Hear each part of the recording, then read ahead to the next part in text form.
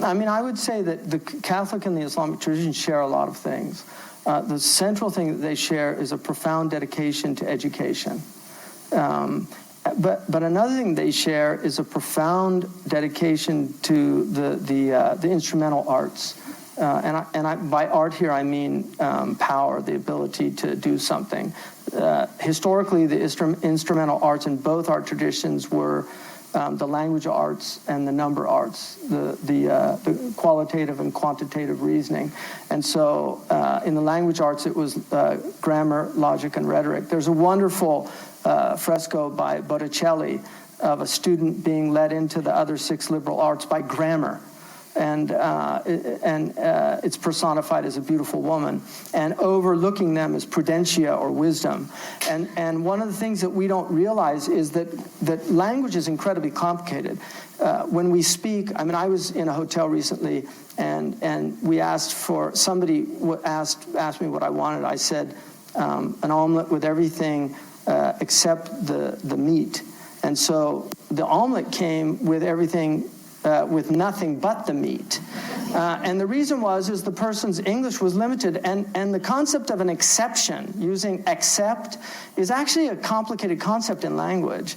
Like, had they said no meat, it's very clear, but to say except meat will confuse somebody who's not a native speaker sometimes if they don't know the language. So we don't realize how complicated language is. And historically, on Christian doctrine by St. Augustine argues that you have to learn the liberal arts in order to read Scripture. One of the crises in the Muslim world is that the liberal arts are no longer taught.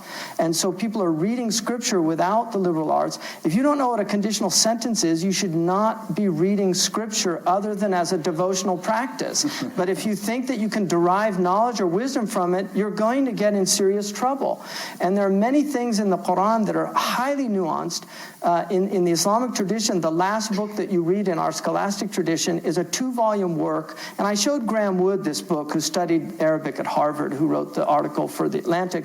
It's a 2-volume work just on the particles and prepositions in Arabic, and how difficult they are. There are several, just fa in Arabic in the Quran has several possibilities. There's something called fa as-sababiyya, which is the causative fa. There's a fa that is related to, it happens after time has transpired. It's a conjunctive fa that happens after time has transpired. So every sentence in the Quran, in the Catholic tradition, they used to study the sentencias, which were the sentences. They studied this in seminaries sometimes for 10 years. This is a book of sentences because there's so much sophistication in great writing, especially inspired writing by great theologians. And so we've lost a lot of this, and our complex compound sentences are diminishing in our writing. You can see this very clearly in modern writing. We're losing the sophistication of language. Many of our students are incapable of reading Melville. I sometimes wonder if David Foster Wallace really left the world just because of a kind of despair, because he's a very sophisticated writer that sometimes writes sentences that last for a page.